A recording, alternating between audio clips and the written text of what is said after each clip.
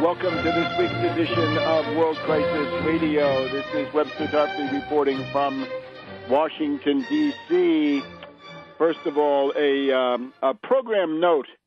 My lecture on the Russian fleets of 1863 and how Tsar Alexander II helped Abraham Lincoln save the Union in that hour of dire peril. That broadcast was, of course, put on C-SPAN television in the past couple of weeks, but it's now in the running on the C-SPAN website. That is to say, C-SPAN video.org. Anyway, you just go to C-SPAN and you get to it. The C-SPAN video library. And if you just scroll down a little bit, you'll see that we have the most watched programs of recent days. And I'm very happy to say that the speech that I gave at the National Press Club on September 24th, Russia's participation in the U.S. Civil War, is now available there as number 8, the 8th most popular of all of the most watched. In other words, of the people now going to the C-SPAN website, I believe, yes, the website, it is the 8th most popular. It is the most popular of anything appearing on C-SPAN 3. And the only other historical one is one about Mamie Eisenhower, which counts as a C-SPAN special. So I thank all of you who have clicked in there and helped to project this up to the 8th position. And I ask you now, if you have a minute during the weekend, go to C-SPAN, go to the C-SPAN video library, take a look at the most watched, click over to the second set of those, and you will see that my talk is there, number 8. Just click on it, watch it, review it, rehear it if you have time.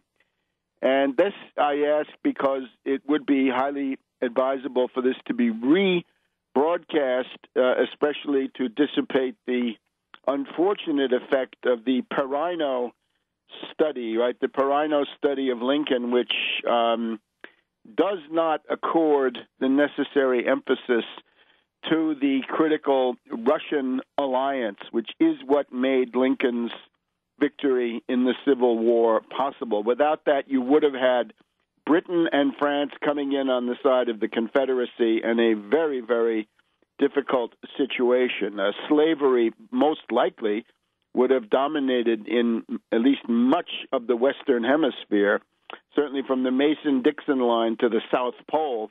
That would likely have been all slave at the by about 1870. So that didn't happen thanks to the Russian fleet. So Russia's participation. If you want to just go to C-SPAN, click on Tarpley, and then look for Russia. You can get the same thing.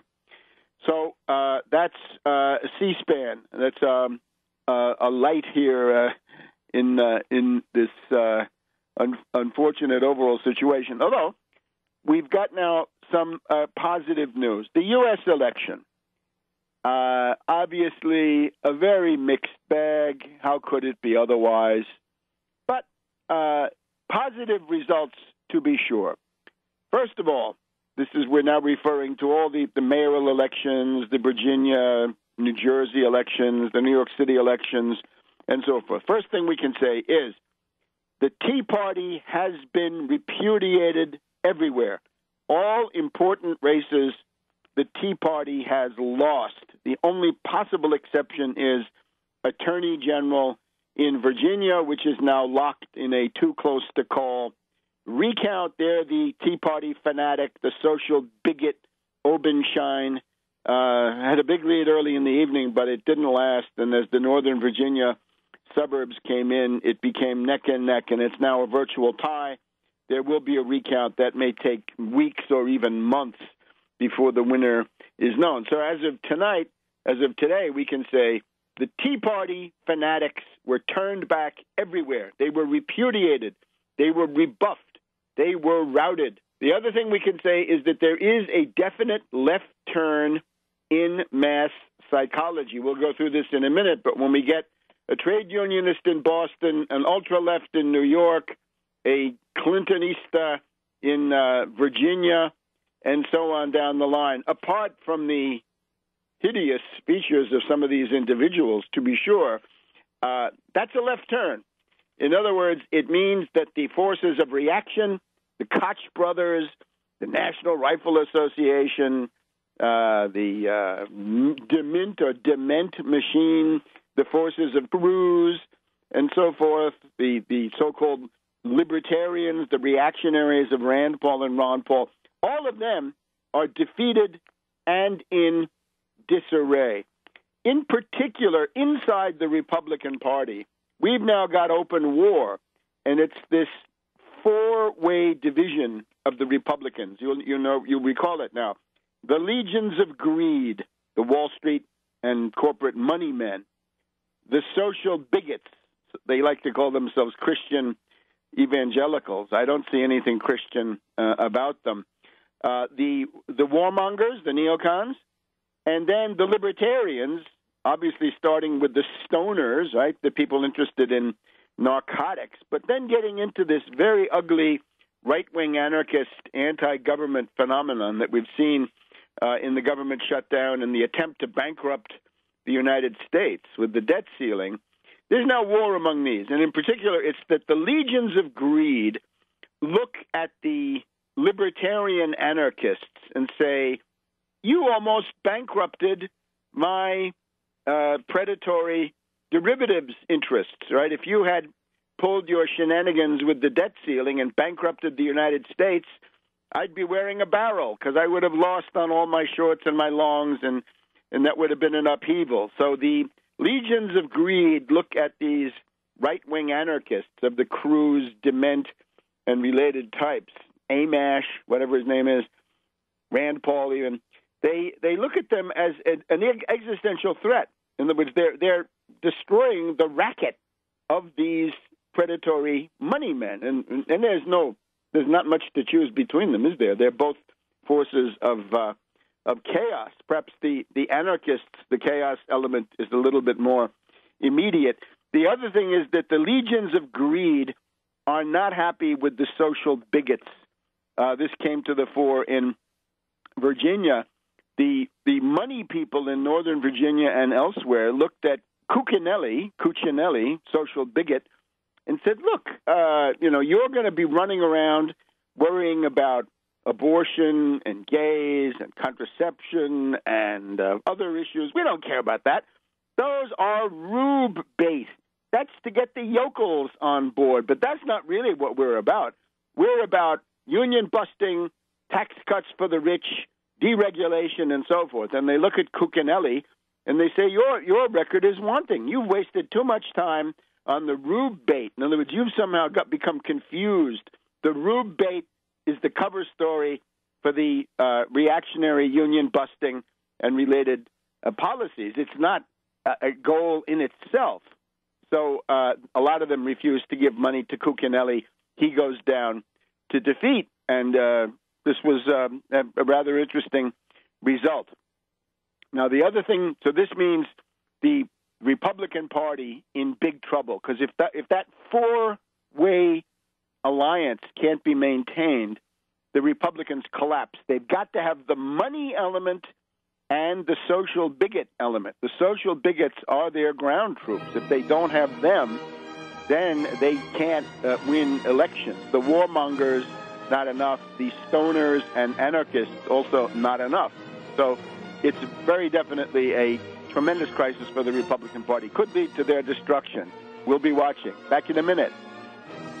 Welcome back to World Crisis Radio. Asking you once again, kindly please go to C-SPAN website on the Internet. Click on, feed in Tarpley, Russia, and you will get to this speech of mine from the Press Club, 24th of September, about the Russian fleets. Click on that, watch it for a while.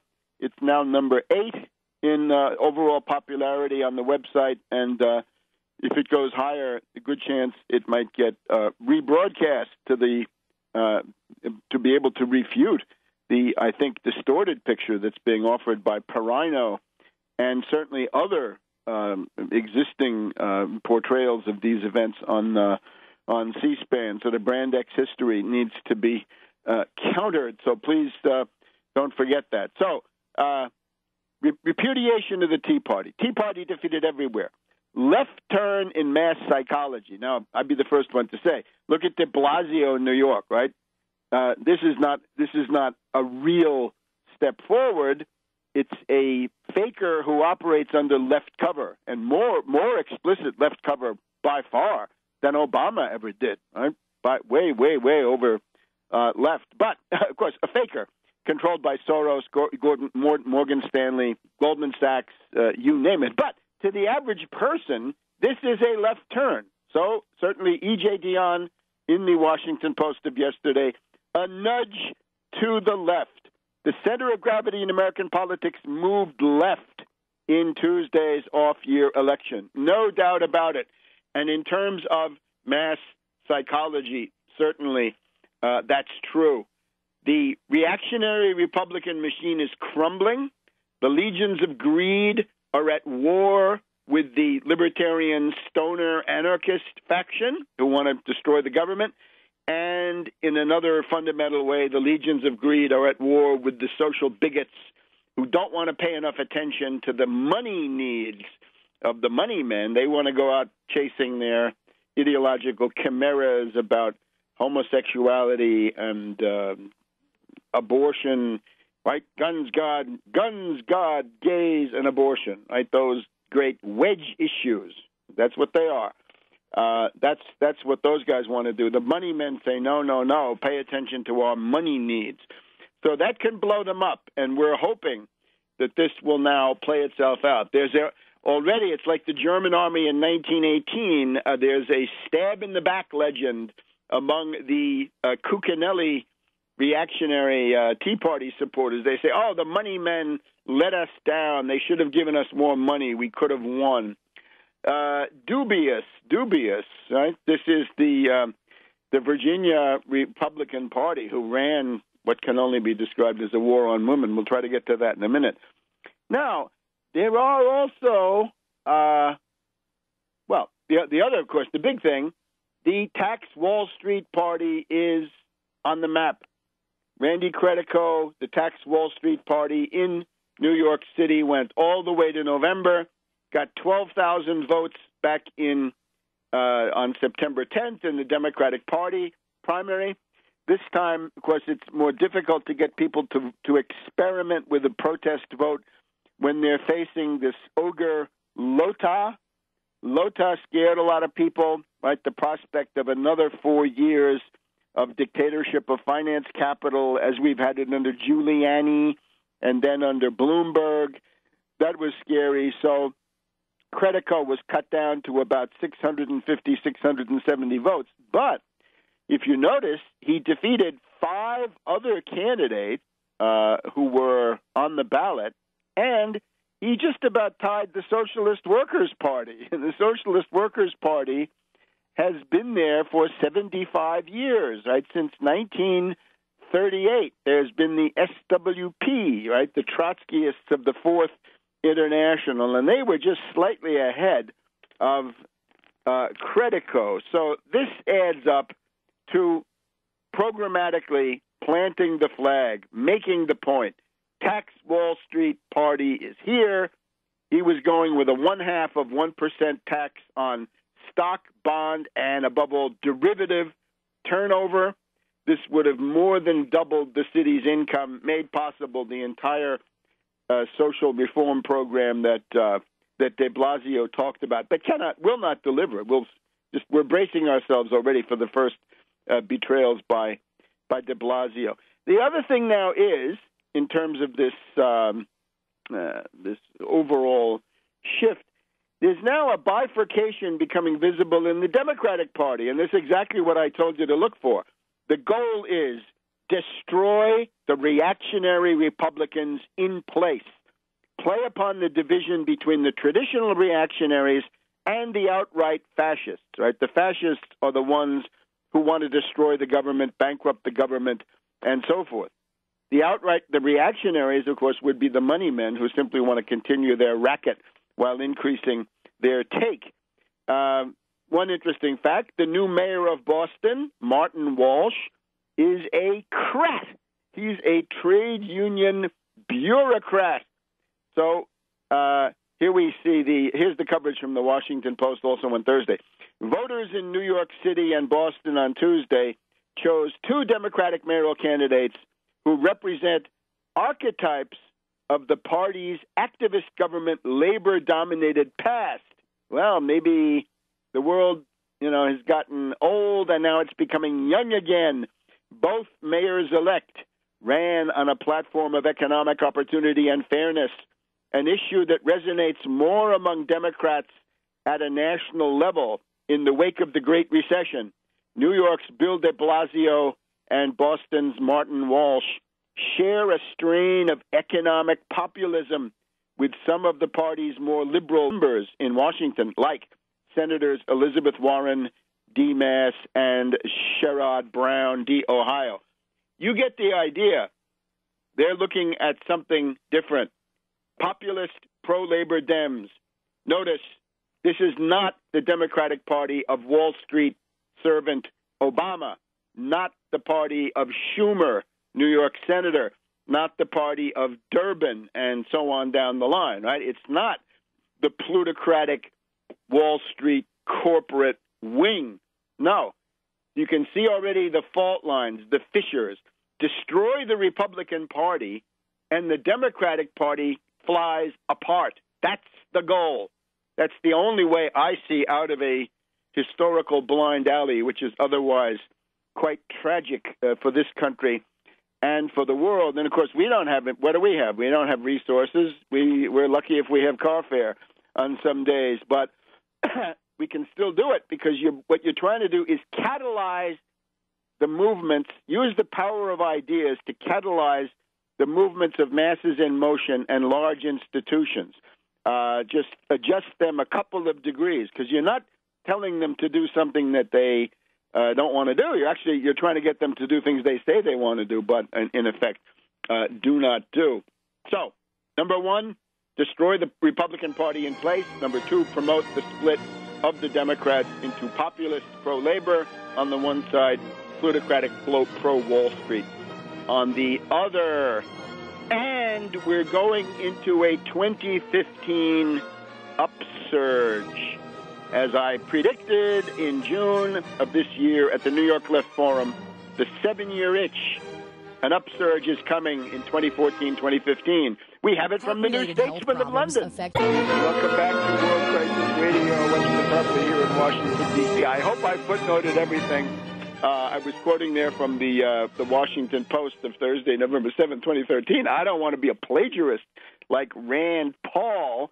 It looks like his pal there, the Southern Avenger, had been larding some of his books with some quotes that had been lifted from various places. But, of course, little Rand won't fire any of those people. He's already had to fire 2 people for being too close to the, what can we say, white supremacist wing of things. All right, let's look at some of these interesting details. Boston, we basically said it. The new mayor of Boston is a trade union official. His guy Walsh. He's pledged to a $15 minimum wage in the city of Boston. How about that? Now, de Blasio, we've gone through this. We paid attention to New York City. De Blasio is a creature of Soros, Morgan Stanley, Goldman Sachs. Interestingly enough, de Blasio's family is a CIA family. De Blasio's uncle was some kind of a professor who was assigned to handle the Shah of Iran. I think he co-wrote or ghost-wrote a book for the Shah. His father also up to his neck in the intelligence community. So he is somebody a faker who operates under left cover. His real name is Warren Wilhelm. There's a little town, Sant'Agata, in Italy that now thinks that they've got a scion who's the mayor of New York. Unfortunately, it's Warren Wilhelm. So he's really not what even the name says, right? He's like Herbert Fromm, Willy Brandt, or Gary Hartpence. Gary Hart. You get the idea. It's only a question of time before de Blasio begins attacking his own base. He never promised to end stop and frisk. Never. And that was then brought up, right, after the fact. His pre-K tax is chicken feed. It won't even be levied on a lot of the millionaires who winter in Palm Beach and summer in the Caribbean and then winter in New York or whatever, however the hell they do it. So it's only a question of time, right? And remember, de Blasio came out and told the business community, I am a fiscal conservative. So he's a faker, but of course he's got to be a chameleon and look like he operates under left cover. Across the river in Jersey, here we have this Damon Runyon character, right? A goon, a thug. The media are groveling and propitiating this clown unbelievably, right? He's now, he's like, they're determined not to present him for what he is. He's not a moderate. He's a union buster. His first effort was to try to destroy the teachers' union and completely bust them and bust up the public employees. He also vetoed a bill to raise the minimum wage in New Jersey to $8.50 an hour. Boston is headed for $15 an hour. This bum Christie says, no, $8.50 is too much. I'm vetoing it. Now, that was overridden with a ballot issue in this precise election that we've just had. 60-40. It's the same arithmetic of the Kasich loss on his union busting stuff in Ohio a couple of years ago. So the other one, the unforgivable thing, right? You figure, Republican, he's going to be a union buster. He's going to be a wage gouger for sure. He's a Republican. How about building the tunnel under the Hudson River? You want development, you want jobs, you want business, you want pork, you want a rake off. Sure, but not Christie. In order to pander to the reactionary Tea Party, he said, no, we're not going to build it. There was federal money. He refused federal money. So he looks like he took federal money on the Medicare expansion. Thank God for small mercies. But he torpedoed, he destroyed this absolutely necessary new tunnel under the Hudson River. That's just unforgivable. The media are groveling for this thug. Notice also that the election he just had was a designer election. He organized 2 weeks earlier, he organized the by-election, the special election to replace Senator Lautenberg, who had died in office. So there was an election 2 weeks ago for Democrats and the black community. That was Cory Booker, mayor of Newark, getting elected senator. The left-wingers turned out for that one.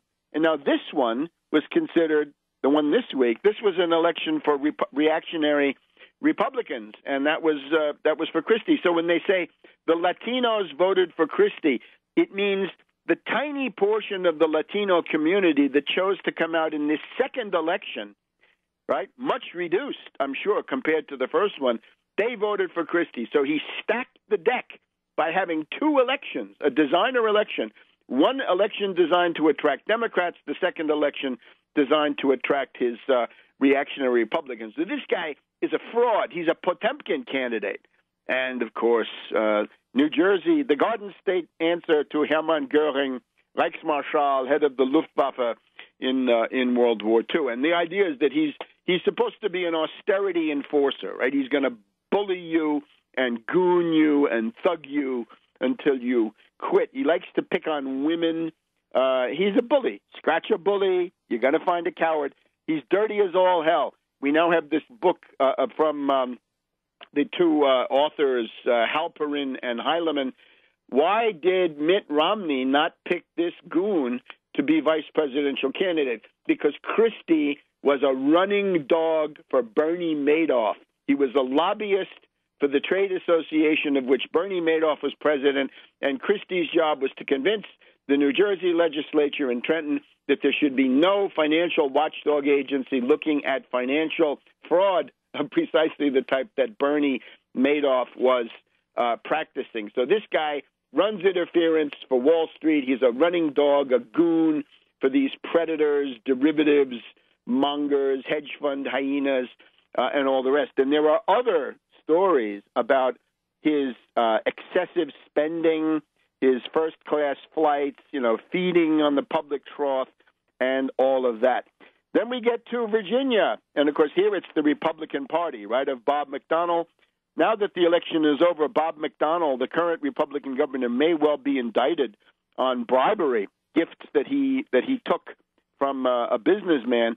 This, unfortunately, this cannot be described other than this is the Republican Party that wanted to impose a transvaginal ultrasound on women who wanted to get an abortion. And Cuccinelli was out in front on all of those. So Cuccinelli, a vindictive, narrow-minded, nasty social bigot, and, of course, running against him, the genial Terry McAuliffe, right? A picaresque thief, a prince of thieves. Now that Bob Strauss of the Democratic National Committee is no longer with us, I think the title of Prince of Thieves may well go to Terry McAuliffe, but genial, sunny.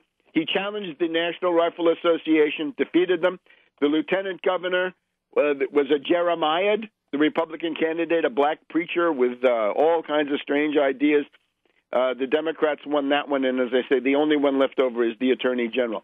Alabama, the Tea Party defeated in Alabama between Bradley Byrne, the winner, a reactionary, and Dean Young, a real extremist, right? So you get the idea. It's a pattern. Now, if you listen to Terry McAuliffe's acceptance speech, victory speech, you'll now know that I was right last time. The Hillary Clinton line is common ground, bipartisanship. In other words, Hillary is now reverting to the pathetic line of Obama in 2008. I can be bipartisan. I can overcome the bipartisan divide. I can work across the aisle. We don't want that. We want the Republican Party destroyed. Hey, Democrats, you were telling us until yesterday that they're extremists, that they're fanatics, that they're anarchists. They're all that. And then you want to turn around and say, and we're going to haggle away your economic rights to Social Security and Medicare in order to please these bums and allow them to continue on. Sorry, no common ground. Destroy these reactionaries. Don't send them lifelines by compromise.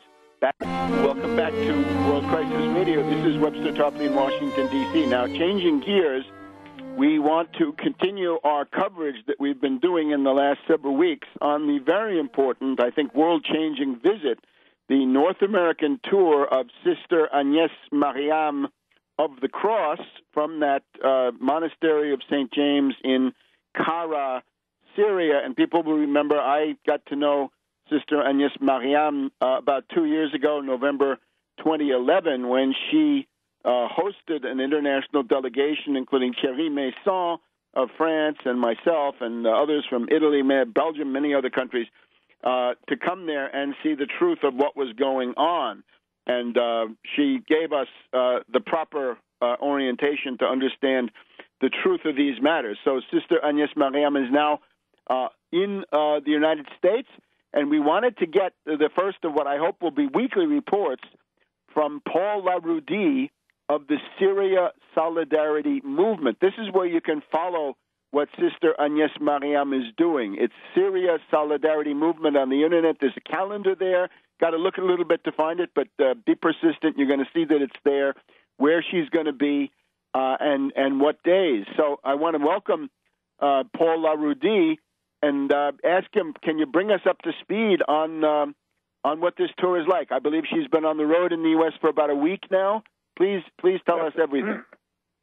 Yes, that's right, Webster. Thanks for inviting me on your show, and I'd be very happy to provide weekly updates on what's happening. I guess some of what's happened is expected and some isn't. We're trying to provide reports as much as we can get them from the venues about what has happened. But I can tell you that the first 2 days, She was at the Tear Down the Walls conference in Tucson, Arizona, where she addressed the entire assembly of more than 1,000 persons, I think. Mm-hmm. On the first night, they invited her to be one of the keynote speakers. And partly as a result of that, I guess, her workshop was attended by more than 400 people. And they were very enthusiastic about it. It was really an amazing event and reception for her. Now, admittedly, there were a couple of maybe half a dozen people from the Syrian American Council which were opposed to having her speak in North America or, frankly, anywhere else. And on their website, they have put together a script and a petition, and the script is to be used by anyone who wants to help them shut down Mother Agnes Mariam. You call the venue and you make libelous and false statements about her and how terrible it is that this venue is hosting her, and in other words, you intimidate. This is the idea. Get as many people as possible to call and intimidate the venue and shut it down. So there were about half a dozen of them there, but I have to say that the rest of the people there did not respond well to that, and if anything, the rest of the people shut them down rather than responding by shutting down. Let me ask you now, the Syrian American Council, I suppose that's the Free Syrian Army and people like this. What I would wonder is there an element of, you say intimidation by these would-be censors, right, and dictators of public information and opinion. How far do they seem ready to go, right? Because we've seen what they do in Syria, right? They stop at nothing, right? Are they threatening violence in the United States?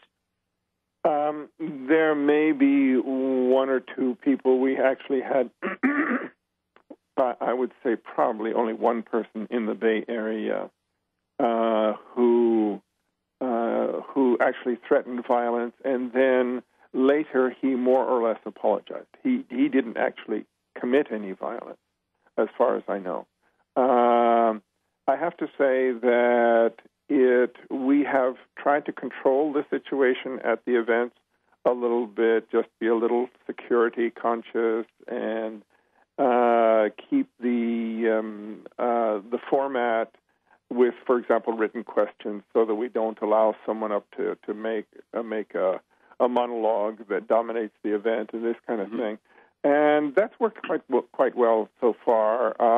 And some of the events have had nobody of that from the Syrian American Council.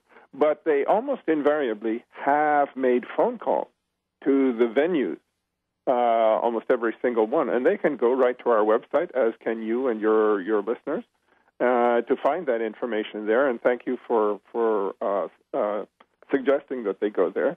And these are open events. We welcome them, no matter how skeptical they are at these events, to hear Mother Agnes and hopefully to give her talk a fair chance and to answer some of their questions and respond to their concerns and criticism and all that sort of thing. But so far, I can't say that they have actually exercised violent options, and I'm certainly hopeful that will remain the case. All right, but we just want to remember, who we're dealing with, right? What they do over there, they want to do it someplace else. All right, so far we've had the Tear Down the Walls event in Tucson, Arizona. Has she gone on? Where is she now? And what does next week look like? Yes, she's just actually finishing up in San Francisco, and it was a wonderful tour here in San Francisco. We had a total of, I think, 6 events and an equal number of in studio or on the phone interviews, and productive. In the first event that she did in San Francisco, there were about 300 people attending. Most of the events have had larger numbers than were expected. I mean, 100 people at a retirement community. That's the one largest attendances that they've had in memory there, mm-hmm. and so it's really good to see this. And I would say that last night was, relatively speaking, the most hostile audience that she's had yet. Lots of her critics came last night, but it was done very respectfully in the end. And where was this located? Was this an institution, a campus? It was at the Oakland Peace Center, which is on the grounds of the First Christian Church in Oakland. The pastor got one of those people calling in saying that he should shut it down, and this is a pastor in the middle of Oakland who's accustomed to this kind of thing, and he just basically said, "I don't have any time for this." That's it. So I don't know if you can trace this back, but one of the problems, of course, is that we have these so-called leftists. We have broadcasters. We have all kinds of people who claim to be, anti-war, and they're interested in human rights, and they somehow manage then to get into total hostility to the existing government in Syria and embrace these extremist groups that obviously are not interested in democracy, but they somehow they bring out this hostility. You got to stay with us. I hope we've got a break of about 4 minutes for some commercials, and then we'll be back in a second. Can you stay? Sounds good. I'll be around. Welcome back to World Crisis Radio. Webster Tarpley here in Washington, D.C. It's our post-election broadcast, Friday the 8th of November. I'm inviting everybody, go to C-SPAN, take a look at my lecture on the Russian fleets of 1863, and maybe we'll get that broadcast on C-SPAN 3 one of these weekends to counteract the clouds of error that have been spread by some brand X historians. But now we're going directly into the thick of the Syrian issue. We're very happy to continue to be joined by Paul LaRudy of the Syria Solidarity Movement. That's a website you can find. The sponsors, the organizers in a general sense of the North American tour of Sister Agnes Mariam of the Cross. Right, she is she's the head of the certainly it's a Melkite Catholic monastery convent in Kara, Syria, about halfway between Damascus and Homs. I know her, very fine person, true humanitarian, wants peace, reconciliation, and an end to this horrible civil war. So, Paul LaRudy, you're telling us now this was last night. It was the Oakland Peace Center. Where does it go from here, and how can people get ready in the various places in the next week or 10 days?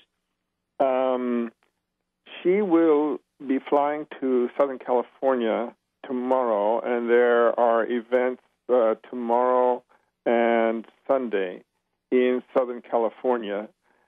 She's going to be staying on in Southern California for an additional 2 days for private meetings, and then she's flying on the, on the 13th, she's flying to Cleveland, and they have a very full schedule, apparently, for her in Cleveland on the 14th and 15th. And there should be a lot of publicity because the news media are really turning out for it.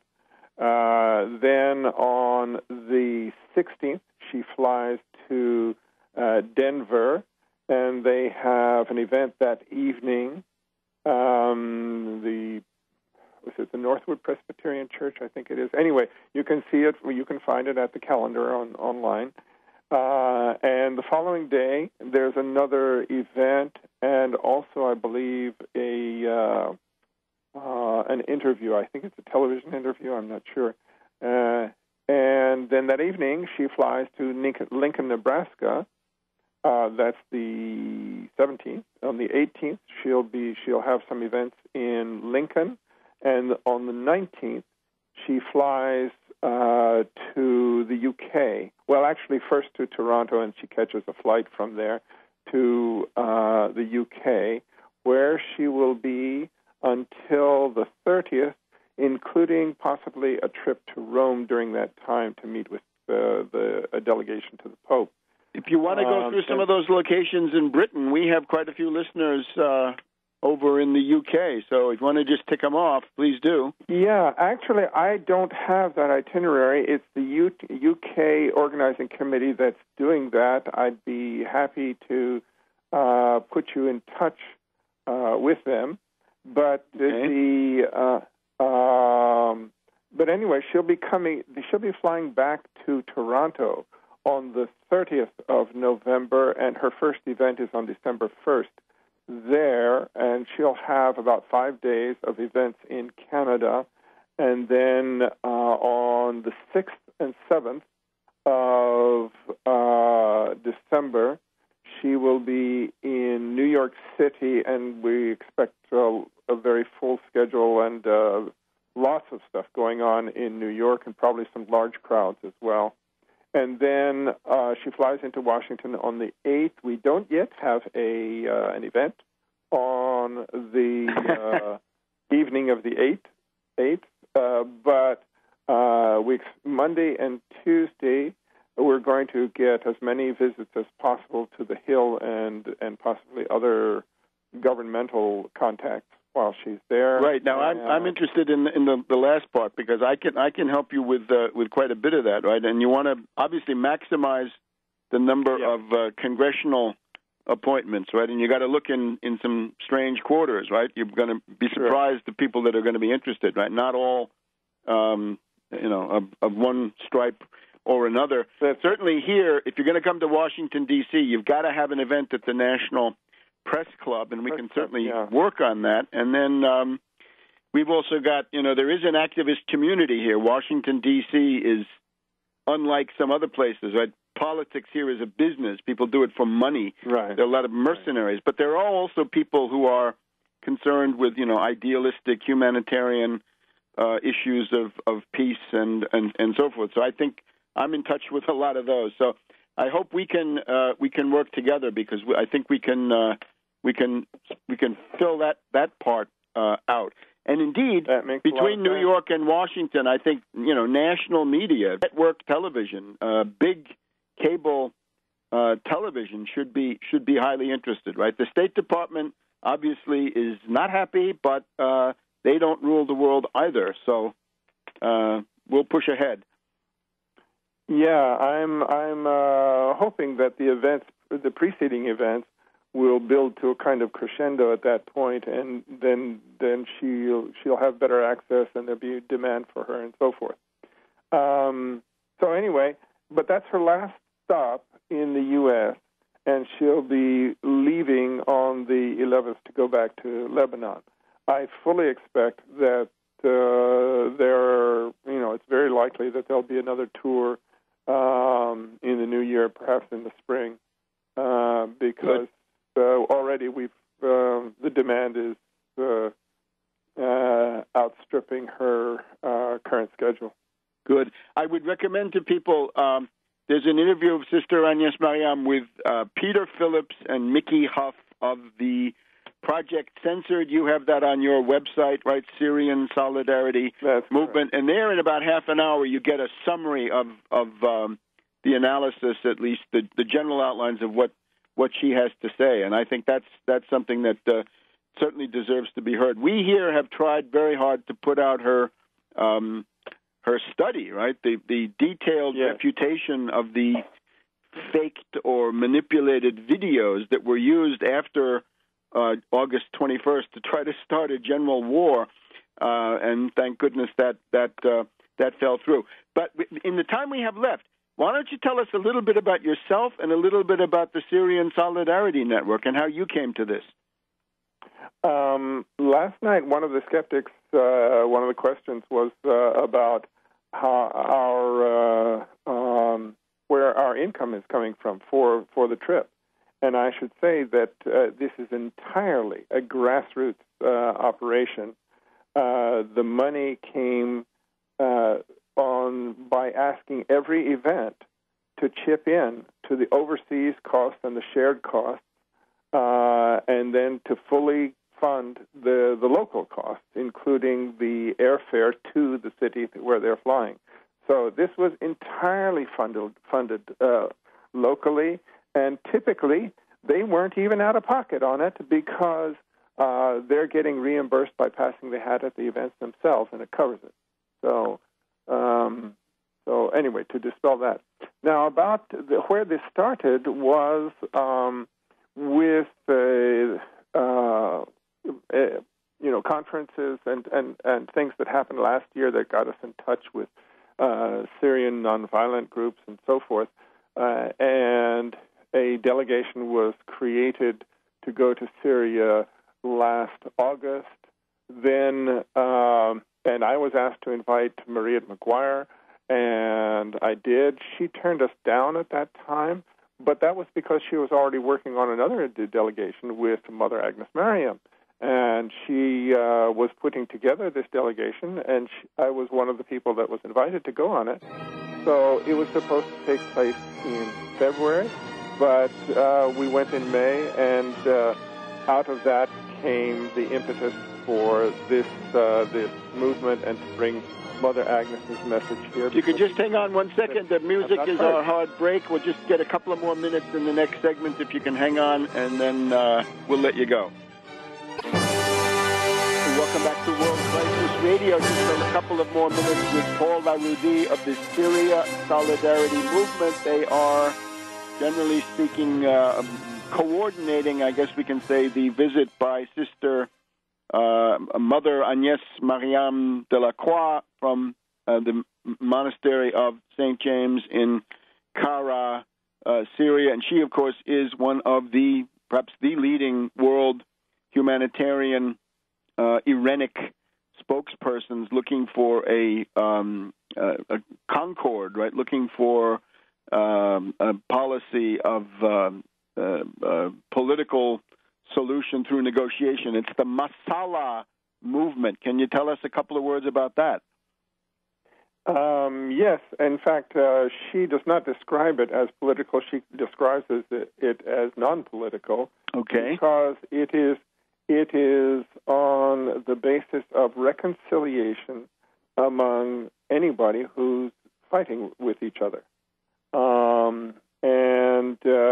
But it is a Syrian movement, and it rejects the interference of foreign powers or foreigners in general in the process. And you can see on our website for an example of a success in this in Mu'addamiyah, where they evacuated 7,000 really suffering refugees through a negotiation that she personally made between hardline, you can call them affiliates of Al-Qaeda, some of them, and the Syrian government.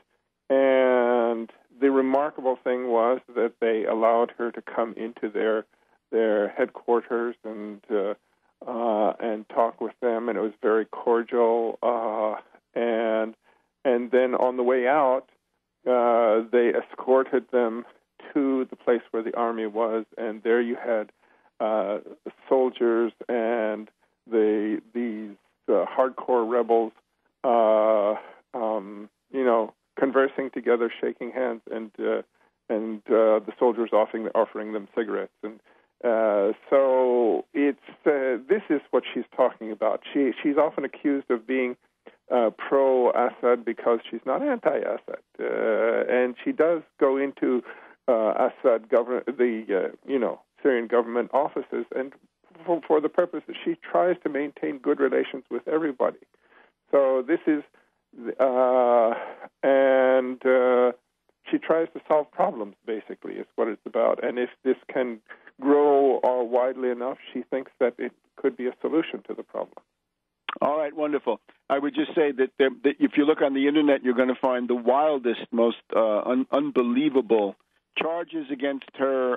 One of them, I think, is a guy by the name of Weiss, has come up with a screed where he invents various charges to hurl at Sister Agnes Mariam, and that guy is his track record is that he's a warmonger. He's a neocon. He's concerned with the Israeli security needs, and this is how he expresses it. Let me just ask you one last thing now. Suppose I'm interested, right? This Agnes Mariam is a person of massive moral integrity and really world historical status. I often thought if Joan of Arc were here in our time, would look something like Sister Agnes Mariam, I think. So if they want to help with the financing, if they want to aid your group, can you tell them how to get in touch with you? The simplest way is to go to the website. The donate page there has information about how to send it by check or to donate directly through the PayPal link that's there. And we are a 501c3 nonprofit, so that all donations are tax exempt. So, and also you can communicate with us through the website. So you're most welcome to do that. And all right, great. I hope people will do that because this is something that should be essentially everywhere. To counteract, frankly, the very, very distorted picture that we've had through the various media, the State Department, and indeed these left gatekeepers. Right, I have to mention Amy Goodman of Democracy Now! And people like this who have really not told the truth about what's going on in Syria. So let me thank Paul Larudi. Can we get you back next week for an update? For sure. And once again, that website is SyriaSolidarityMovement.org. Okay, SyriaSolidarityMovement.org. And we look forward to hearing more next week about all the things going on in Los Angeles, I guess, and sure, and related parts. Thank you so much for coming on. Best of luck to you. And please give our best salutations to Sister Agnes Mariam. Will do. Thank you very much, Webster. Okay. See you soon then. Bye-bye. Bye-bye. All right. So there you have it. That is, as I mentioned last week, right, we've got these stories that Saudi Arabia is so unhappy with the fact that Obama did not bomb Syria, that Saudi Arabia is now getting set to do their own things. And what will that look like? They're going to give advanced surface-to-air missiles to the death squads, right, to the Nusra al-Qaeda cannibal forces inside Syria. And if they give these advanced surface-to-air missiles, right, man-pads, shoulder-held devices, those can be used to bring down Syrian military aircraft, but also any kind of civilian airliner, be it Lebanese, Israeli, Turkish, Jordanian, you name it. And then when that happens, guess what's going to happen? There's going to be an attempt to blame that once again on Assad. So what we've got to do is recalibrate the outlook of people here in the Western world. So this is the opportunity to inoculate people against various kinds of war provocations that are still coming in. By the way, we don't have time to do justice to this week, but right now, Geneva, of course, very busy. In Geneva, the Saudis are freaking out. The Israelis are freaking out. It looks like the Perm 5+1, that is the 5 permanent members, U.S., Britain, Russia, China, and France, +1, Germany, are getting close to some kind of a deal with Iran, and this would slow or freeze or somehow limit the progress of the Iranian enrichment program of uranium, but at the same time would loosen or relax these killer economic sanctions. And this might be then the prelude to a more ample negotiation process. We've got to move the Middle East back from the brink of an all-out war. So Kerry is there, Fabius is there, others are coming in. Netanyahu is freaking. He's on his own. The Saudis are freaking. They assembled the entire cohort of Saudi princes. I guess there must be about 15 or 1,500 of them, 2,000 of them, to tell Kerry that they were not happy. So they're also the Syrian peace talk. We'll be back in a minute on World Crisis Radio. Welcome back to World Crisis Radio. The one thing we would add to what we had to say about Geneva, right? The Geneva is hot corner, the U.S.-Iranian or PERM 5+1 Iranian talks going on, and there's still the effort to get the Syrian peace talks going. Russia has not given up on that. And the good news, Aleppo is now quite possibly about to be liberated. A key town near Aleppo has been retaken, liberated by the Syrian army and its allies, and that may be the key to Aleppo. The death squads may be about to be driven out of Aleppo, and their reign of terror inside Aleppo may be in its last throes. So let's now change gears again. I gave a quick summary of the New York vote, right, the outcome of the Credico Tax Wall Street Party campaign. We're very happy once again to have Daniela Walls with us. Daniela, we're under a little bit of time pressure, but in this segment, we can devote to you, can you give us a quick summary? What happened in New York, and what does it mean for the rest of the United States? Well, I'm glad you gave a rundown of what happened in New York. I can tell you a little bit more, but I wanted to start out by saying, how we're still in the embryonic phase of this party, and we're only a couple months old, and we're actually going to be making our debut in January of 2014, and that is when we're going to go national, and our candidates will announce their candidacies for Congress. We can't announce any candidates until January 2014. So now the party is still just in the rudimentary stages of building our foundation. At times, like it was in New York, it was treacherous running Randy in New York City without much organization or money and so quickly and right out of the gate. But it was a trial by fire, and we got comfortable, Webster, with how the electoral legal process works. So these next couple months, we have time now to lay the foundation and go national. Next year is going to be our first real test because we'll have multiple candidates running in multiple jurisdictions. I'm not sure. I wasn't sure if people knew how new all this stuff was. We just got our website up a few weeks before Tuesday's election in New York City, and we also built a couple weeks ago a social network for party founders. We need as many like-minded people and leaders to come aboard at this launching now. And like you say, Webster, it's time for the leaders to come out of the closet and instead of making hand signals in the park, this time make it legal. We need to make our way into this corrupted system and uncorrupted. People can organize a legal party branch in their state and help somebody run for office or run for office themselves. And this is what leadership is. Doing everything against the system and bashing the system is sort of juvenile and passé at this point. And I think it's time for the right ideas to get in the system. We are also interested in alliances and coalitions. If you have an organization, but you need the component of a solid economic program, maybe to second what you are advocating, then please contact us at our website at taxwallstreetparty.org. And please take the time to read our platform again. We're also, Webster, I just wanted to say, too, we're currently recruiting candidates to run in the 2014 midterm elections for either statewide office, U.S. Congress, or a state legislative seat. We have 4 or 5 strong prospects at the moment for Congress, U.S. House, and the U.S. Senate. So if anyone has an interest or knows of anyone in your state or congressional district who would be interested in running on the Tax Wall Street Party, we would like to hear from you as soon as possible so we can develop a strategy for you to gain ballot access. In every state, ballot access requirements are different. There are different deadlines in every state. There are different dates when you can start petitioning, and signature requirements vary from state to state. We also need to discuss as soon as possible with potential candidates other requirements such as how they are registered to vote. For instance, in some states you cannot be registered as a Democrat or Republican if you plan to run as a minor party candidate. By the end of this year, 2013, you would need to have switched.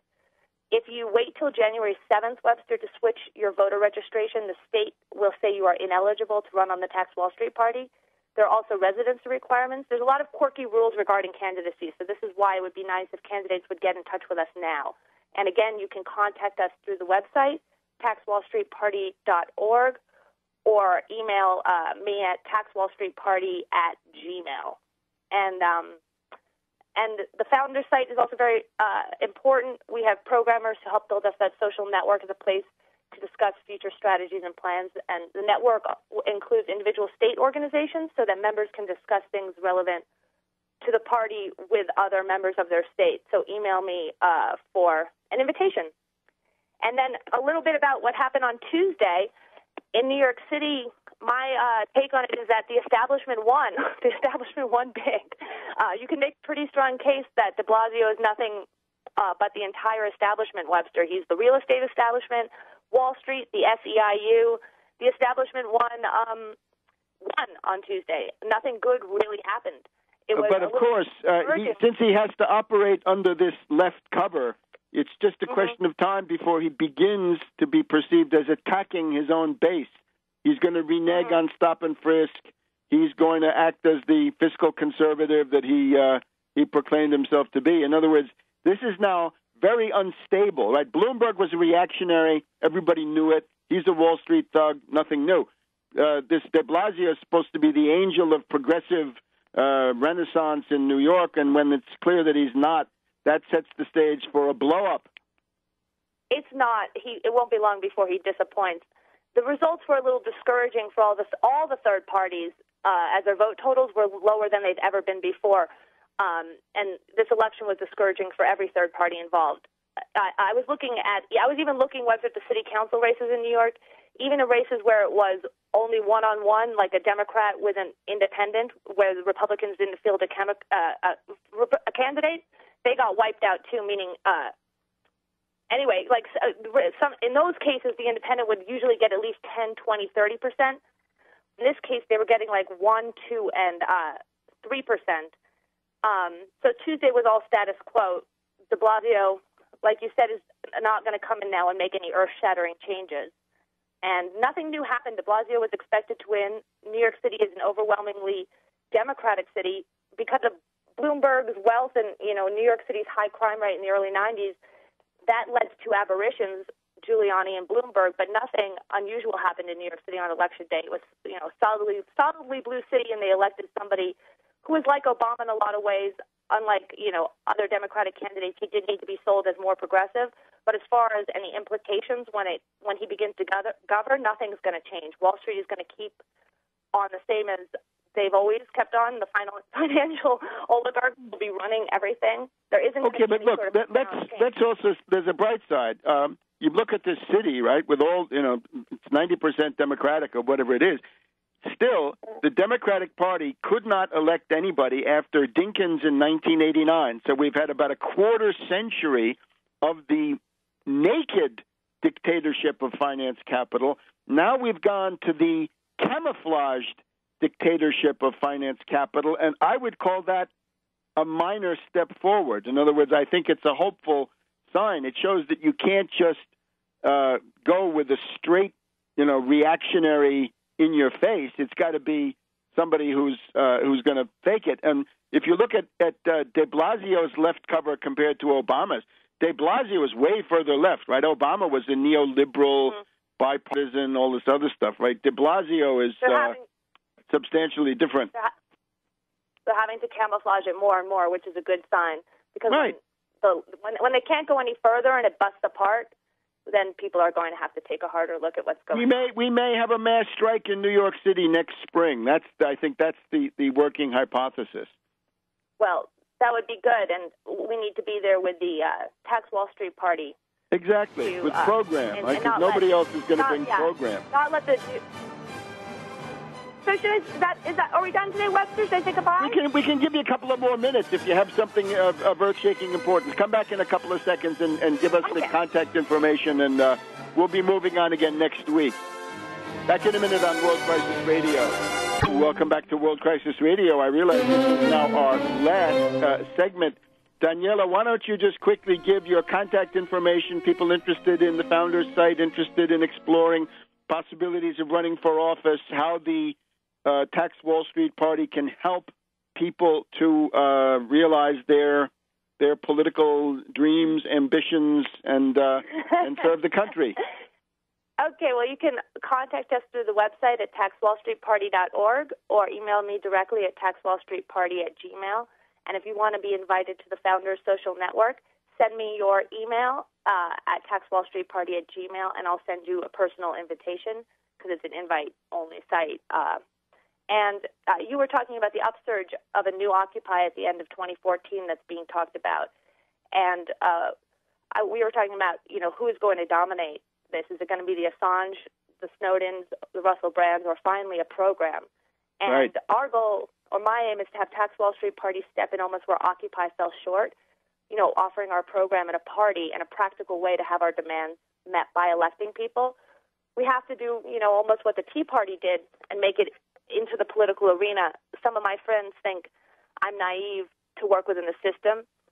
They've gone that Occupy route where they think, things are so far gone and that the whole thing needs to be scrapped and we need to invent a totally new system. And I spent a lot of time thinking that way too, Webster, and I used to run around saying, don't vote like Russell Brand just did. But I saw that while I was busy, I did. I grew up. But I saw that while I was busy running around advocating for nothing, every other faction, Webster, I was against was busy taking power. So That's instead right. of voting... So instead of voting or not voting, there's a third option, which is to find a minor party candidate that you believe in and support them all the way. And remember, we got to wrap up now, but the voting is the least of it. The voting is simply the prelude to intervening in a mass strike wave to provide leadership, program, organization, and direction so that you win, right? As we said, there's no Occupy Wall Street faction in the House of Representatives or the Senate or governors or mayors. There's nothing. They got absolutely nothing. For all the Sturm und Drang, they came up empty.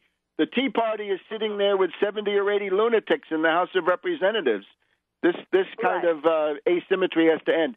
Anyway, thank you, Daniela. Well, we I have got to run. Candidates. We have 5 candidates coming up for Congress. Good, so and hopefully we'll have more. We'll see as we go into the hot stove league now.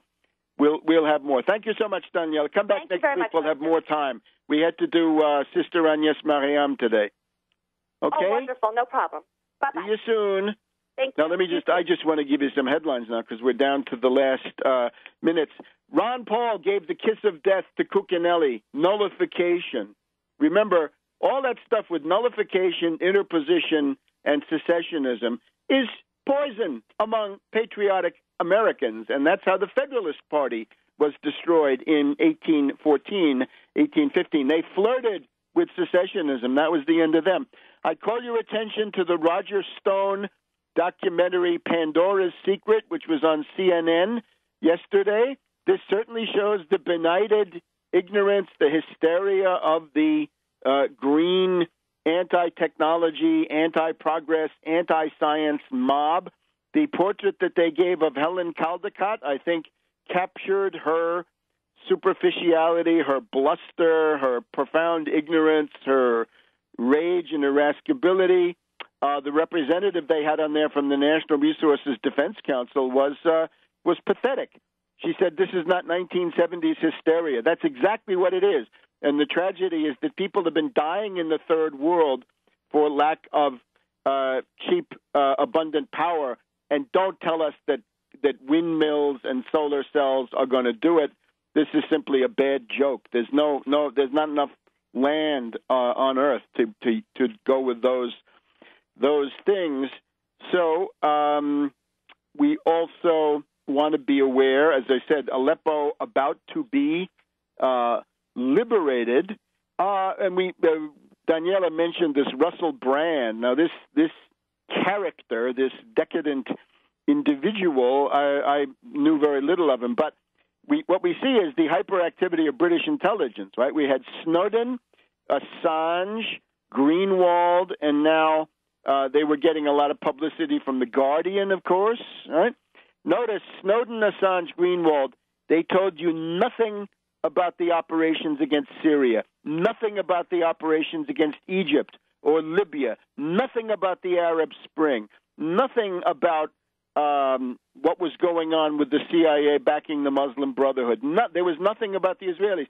There are no ongoing operations that were blown by these so-called Snowden, Assange revelations. And now we've got, instead of the Guardian, or competing with the Guardian to be the Pravda of the world revolution, we've now got the New Statesman, ultra-left organ of the British financial and spook community, and they're pushing this character, Russell Brand, who obviously he thinks he's a mixture of Che and Jesus Christ. He's obviously a narcissist, and he's telling us about revolution, that it's revolutionary not to vote, but it's revolutionary to go for the total consciousness revolution. There's nothing more tired and hackneyed and shop-worn than these idiotic slogans. All of them have been recycled from France, May 1968, when they were used by NATO to try to destabilize General de Gaulle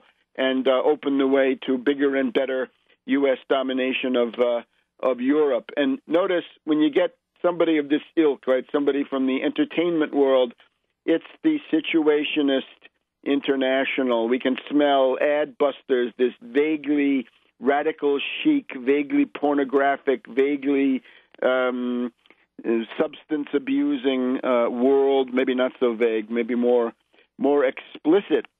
So that's all going on. Remember, if you want to tell a limited hangout, one of the big signs is the Damascus Road conversion of the person, right? That the person becomes an immediate celebrity. They do so when other whistleblowers are ignored, people who are coming with hotter and more important stuff. They don't get any traction. They tell you nothing new, and they tell you nothing about the big issues, nothing about the JFK assassination, 9/11, the Arab Spring, these other operations. And instead, they prepare more covert ops, right? Pentagon Papers prepare Watergate. Assange prepares the Arab Spring. What is Snowden preparing? An attempt to what? It was obviously to try to save the Syrian rebels, to put the U.S. on a weak footing vis-a-vis Britain and France. And now Russell Brand, what is he preparing? So all these things going on. And remember, as we pointed out at the beginning, we're going through these party realignments, right? There was a 1932 to 1968 New Deal phase. It was destroyed by the Vietnam War. There was a 1968 to 2008 reactionary phase, the Southern strategy, dominated by Southern states, veterans, old people, racists, white men, rural, small town, petty bourgeois voters, neocons, Christian fundamentalists. That has blown up. That was blown up by the Iraq War and the crash of 2008. So now we're in the early phases of a new party realignment, but these structures take a while to shift. So we're when you see things like interestingly in New York, right, the first time the Democrats have been able to elect a mayor since 1989, or the fact that in Virginia it's the first time since 1973, I believe, that the White House party has also been able to win the governorship in Richmond. Or another one is it's the first time since the 1880s that a political party has not been able to hold the governorship in Virginia for 2 terms, at least, in a row. So you're seeing all of these monumental events that are going by, and what it shows is that the old order of 1968 to 2008 is shifting. I would say this Pandora's Secret, right, on CNN, right, an attempt now to return to what amounts to science. In other words, to go back to the pre-1968 paradigm, science, technology, industry, progress, improvements in the cultural and material lot of humanity. That, I think, is a step in the right direction. And the merciless exposure of the hypocrisy and stupidity and hysteria of these green spokesmen, I think, was quite an interesting feature. So I guess that's all of our time for today. We'll see you next week. Watch out for those food stamp cuts. They're hitting right in advance of Thanksgiving. That is a crime. We want to roll that stuff back, roll back the sequester, and we'll be fighting for that next week on World Crisis Radio.